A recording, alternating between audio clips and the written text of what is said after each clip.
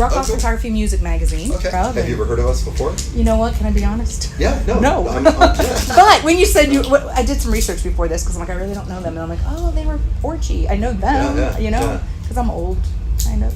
Actually, I would be bummed out if people were coming in here going like, oh yeah, I totally already heard of you, and like, yeah, whatever, blah blah blah. Like when we have new people that haven't heard of us, and if we do a good job and they like us, that's the purpose of doing press. I really loved it. It's not to preach to the converted. And I don't like to. I didn't listen before I came.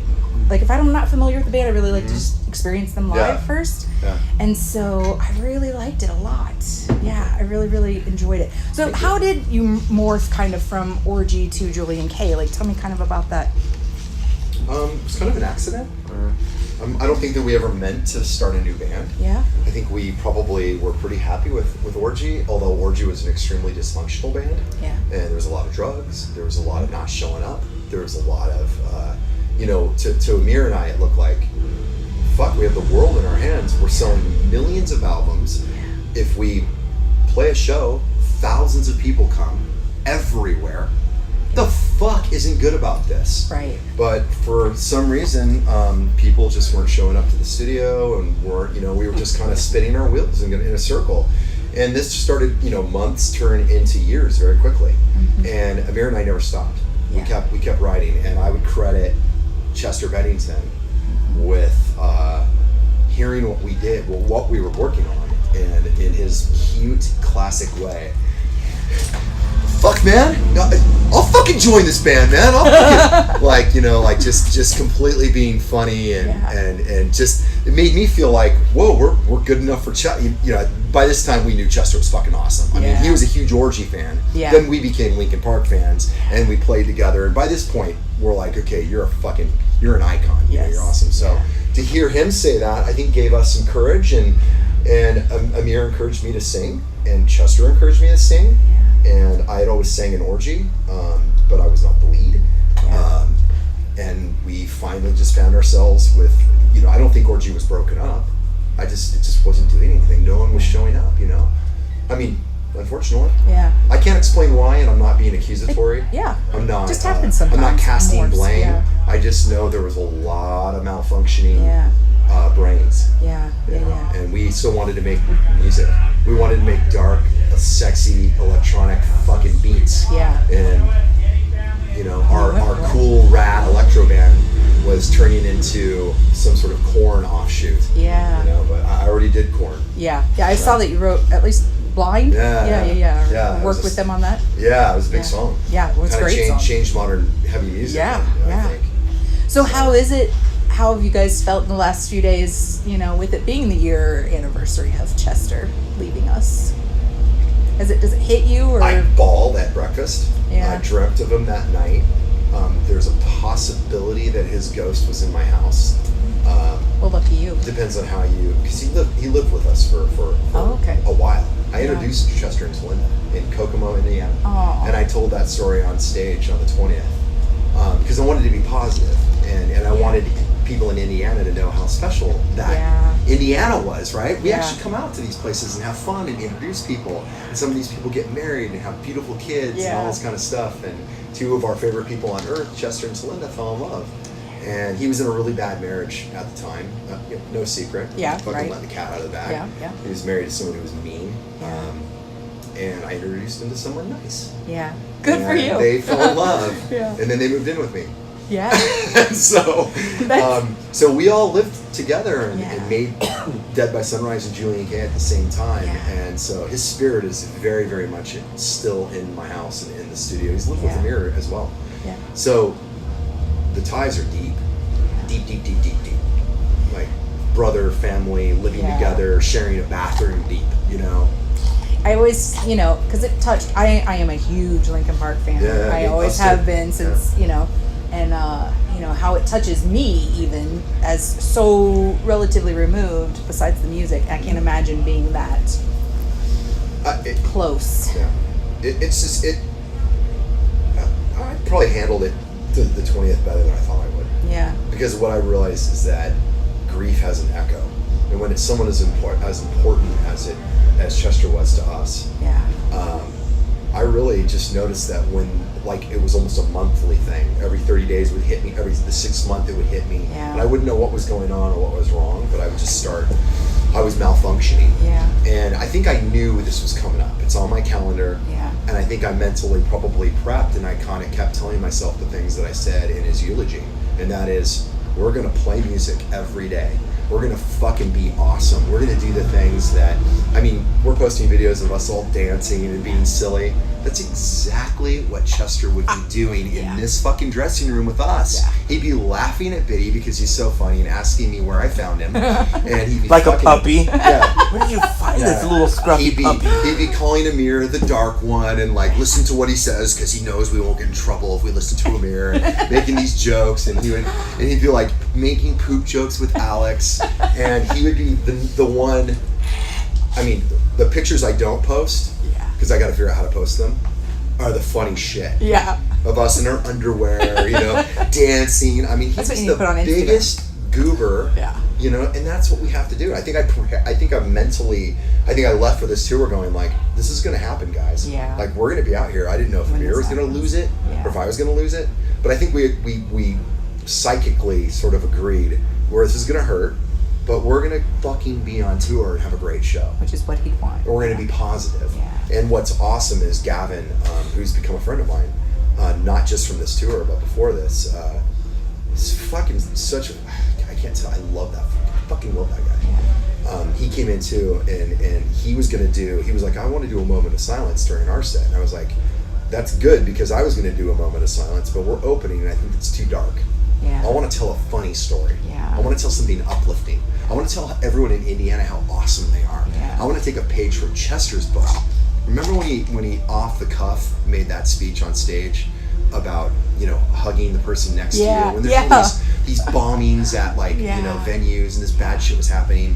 And I know him to the point where I know that was affecting him. Yeah. And he just started rolling something out. I know Linkin Park was probably like, fuck, put your seatbelt on because this could be bad. Because, he can be crazy. Yeah. And he said the most beautiful thing on stage about hugging the person next to you and giving, and I was just like, look, I'm going to take that playbook. Yeah. I'm taking that Chester. Yeah. We knew the other one. Yeah. And unfortunately, that one day, that guy won for a couple minutes, but it only takes a few minutes. Right. But the Chester that we all know and love, the one that left a mark on all of our souls forever and was an icon and a voice of our generation, that's the one I'm going to roll with. Yeah. Because that was really him. Yeah. The sweetheart. Well, if Chester would want to know, I want to know, how did you find him? I called him on escort service. Excellent! Yeah. Well, the funny thing is that at the time I was a plumber and an escort. And he needed both services.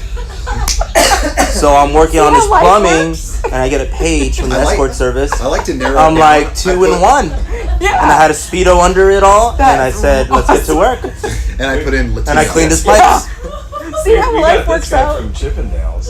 Well, I can figure that. Yeah. See how life works? You just never know where it's going to lead you. Great at dancing, Latino, lover. Well, it's worked out pretty well for you then, huh? You miss the plumbing business? A little bit. Yeah. A little bit. Yeah. Well, how'd you hook up on this tour? So you said you knew Gavin before. Yeah, I don't want to blabber the whole fucking interview away, but I will. Feel free to I jump in. I have these answers. Honestly, our former manager, Jeff Varner, who also managed us in Dead by Sunrise and was with Chester and all this kind of stuff, and managed Orgy for a period. I can definitively say one of the coolest guys in music, because there's a lot of shitbags in this business. Oh, I'm sure. I'm going to go with 95%. Yeah. Gavin, Jeff, Chester, Linkin Park guys, great, good guy, great people. I put our name into the hat. I called him up, hey dude, this is a great tour. And I just coincidentally kind of started becoming friends with Gavin through his girlfriend. And it just in a very casual level. And I think that Jeff has always been an advocate of ours, and Gavin became an advocate, and we got the tour because they're great people. Yeah, that's awesome. And they took a chance on us.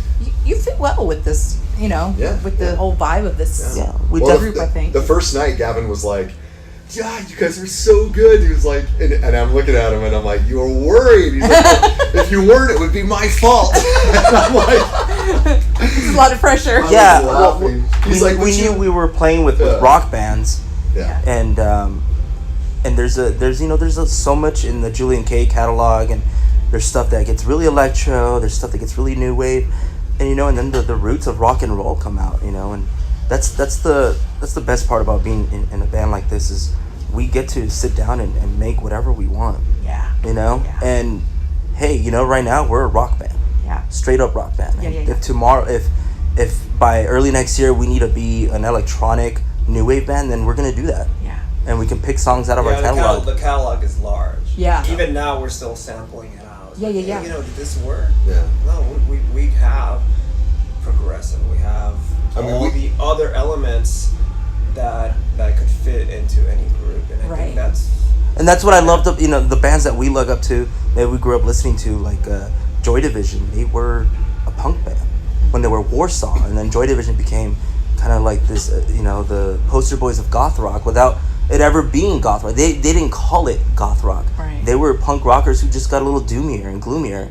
Next thing you know, they become New Order, and they're a dance new wave band. Yeah, right. They never said, we're going to be this, we're going to be that. They just made music, and I think that's how music should be made, is you just fucking make music, and sometimes you want to dance, sometimes you want to rock hard, sometimes you want to cry to your music. Yeah. And you should do it all. Well, and it's good that you're versatile enough to do that. Like, a lot of bands are not. They have one style, and they can't And I get it. I know why they are that way, and it's okay.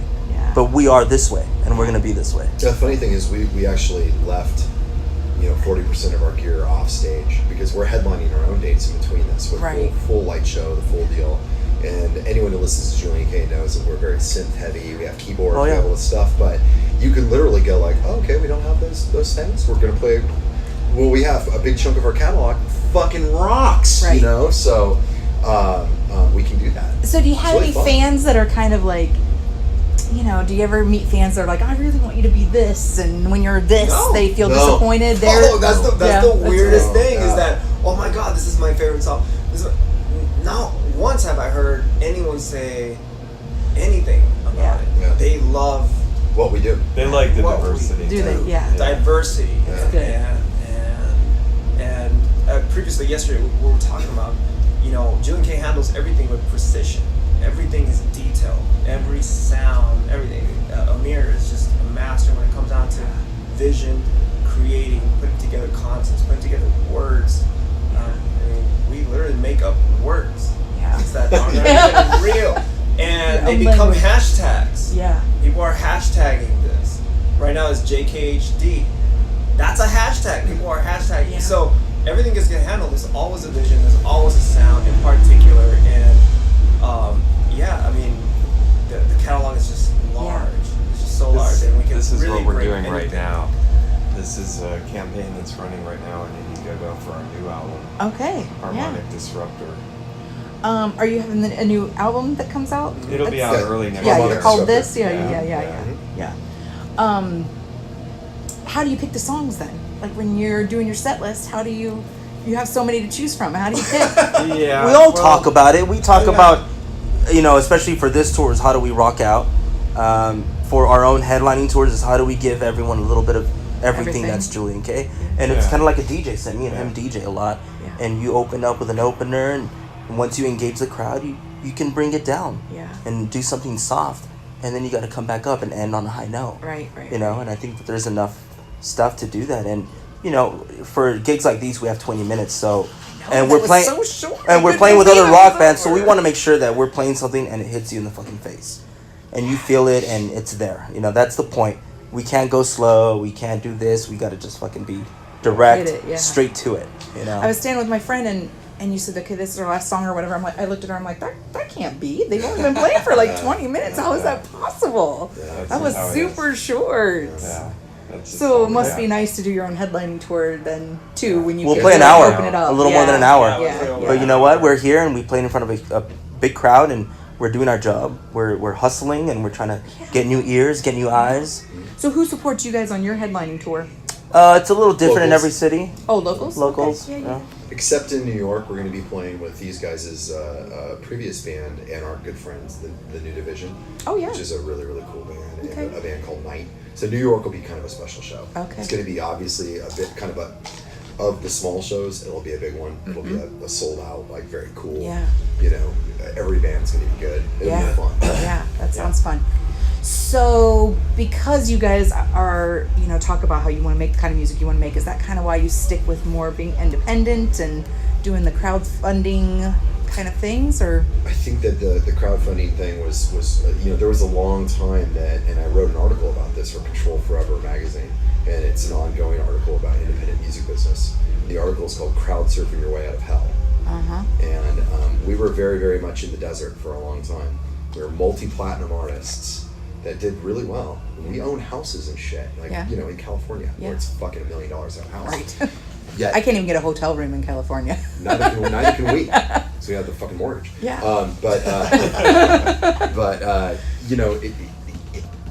On one hand, we've sold millions of albums in these different entities and everything, and then we have this band Julien-K that has a lot of fans and it's cool, but we don't have radio singles, and record labels have changed, the business has changed, and we spent a very, very long and expensive time trying to figure out what the fuck do we do. Yeah. And we spent a lot of our own money trying to figure out, getting ripped off by people, and fucking who's calling me?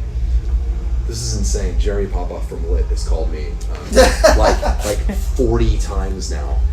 Maybe the business now is a little bit different. I mean, there's not a lot of middle ground, right? Yeah. You've got labels that will, not just labels, but companies, a lot of them are conglomerates now, Live Nation, all this stuff, that will put a lot of money behind a pop star or some sort of young, pop star band, whatever it is, and they'll develop that, right? And then you have the legacy bands, right? These bands that already have a catalog, they have a legacy, they have a draw, so it's a pretty safe bet. It's like, well, yeah, gee, let me think. Oh, I want to sign Stone Temple Pilots. Yeah, I guess, that's a pretty safe bet. I think we'll probably make some money on that. Right. But then you have the middle ground, right? Yeah. And that's where the majority of all of us live now, right? Where it didn't used to be that way. Yeah. It used to kind of spread all across the whole spectrum. Well, it's not that way anymore. Yeah. So everybody in the middle ground now either has dropped off and just said, fuck it, I'm not doing this anymore, I give up, or you find a way.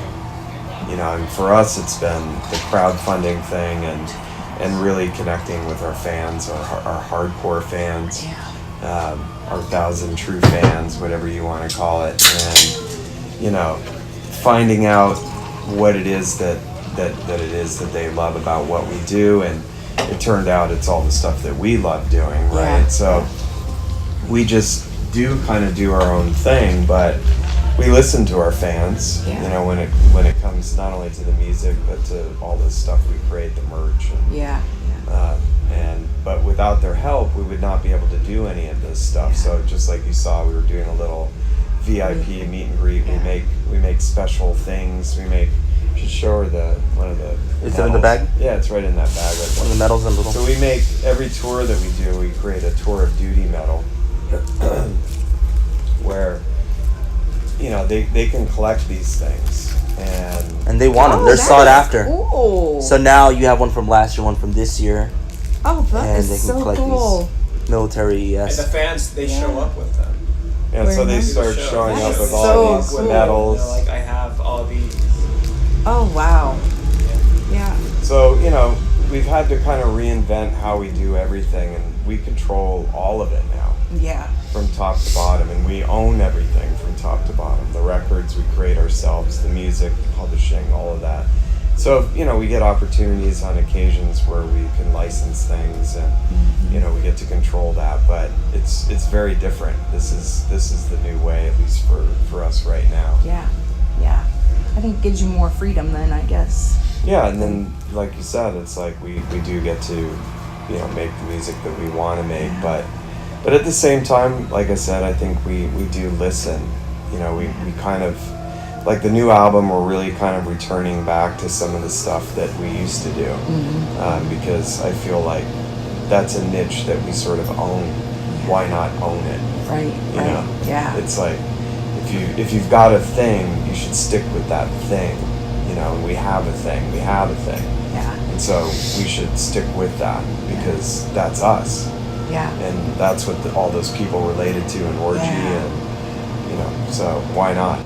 Right. All I can say is it's very exciting, and you know, obviously I wasn't in Orgy, and when I was a kid, I was the '80s kid. Yeah. You know, I was into The Cure, I was into Depeche Mode. Yeah. I didn't connect with modern bands. This is back in 2000. Yeah. I heard Orgy, and I was like, these guys are taking sounds from the '80s. Yeah. From Depeche For Mode, sure. from Yeah. Skinny Puppy, you know. Yeah. And that was exciting. Now that I'm in the band and we're going back to that, makes it even more exciting. And I can see it as a fan. I can see it as in the band type of thing. And I'm stoked about it, you know. Yeah, I bet. I'm super stoked about it. So what's one thing, and everybody has to answer, that you can't live without when you're on the road? A shower. A shower.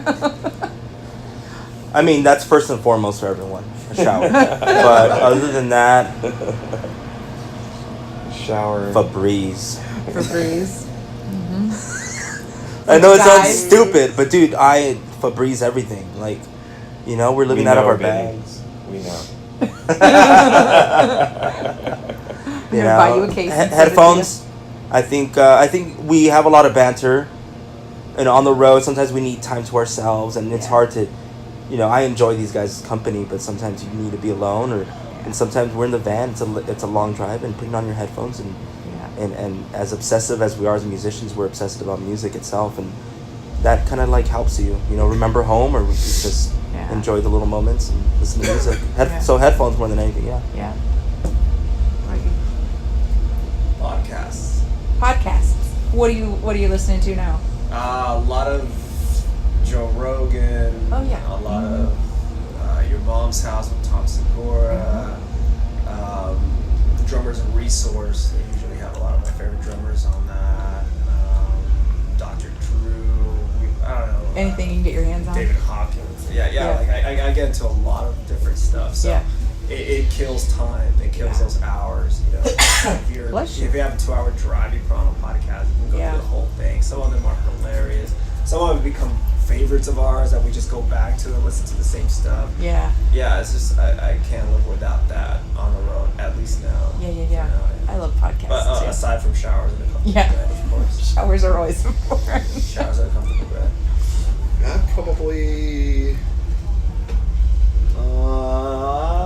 Probably podcasts and just some sort of informational media, because I'm so trained now to kind of listen to it at night to go to sleep, and we don't always sleep in the most comfortable situations and scenarios, and you know, that's the one. I guess the one consistent thing I can do is I can listen to like Jocko podcast or something where, you know, I usually try to listen to people who utilize pain to embrace pain and change and uncomfortable stuff. I kind of relate to it a little bit because I'm like, fuck, I'm uncomfortable. Yeah. You know what I mean? I'm like, this is, you know, a lot of what we do is not comfortable, you know, so that's helpful to me. Yeah. I listen to a lot of, you know, stoicism and, you know, philosophy and all that kind of stuff. Marcus Aurelius, Epictetus, you know, all the kind of stuff that is kind of about, you know, I don't know, stoicism and that whole kind of mindset that helps you kind of deal with uncomfortableness. The discomfort of life and travel and not being in your happy spot because that doesn't really exist out here. Yeah. You know? Being away from family and your bed and that's tough. What about you? I said the shower. Oh yeah. You're sticking with the shower. That's the only thing. Well, you probably don't always get that. Like, you know, it's the probably one thing that, you know, you wake up in the morning and you're like, I really need a shower. Yeah. I shower every morning because a lot of people say I shower at night. I'm like, it just makes me feel better. I totally get it. Oh, we went through an entire week where all of us were sick. Oh, God.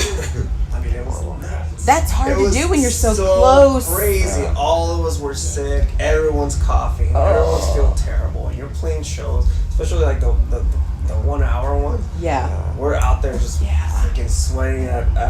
We played JVTV, and I had a full blown fever.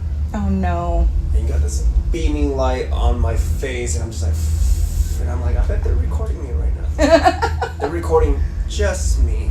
Oh. Right now at this moment, and you just it feels crazy, but kind of all washing it out now. But yeah, it was that's so first week was brutal. We two going. Okay. It's not, you gotta go. Well, we have another one. Yeah. I do a thing called Shiprocked, and and it's like a rock festival on a boat. And every time we get off of that, everybody, the bands, everybody is sick for a little while. It is like a germ. Yeah. I've done the Monsters of Rock a couple times. It's a similar thing. It's fun, but you pay for it for a couple weeks after you get off of that. So, well, thank you guys. I really appreciate it.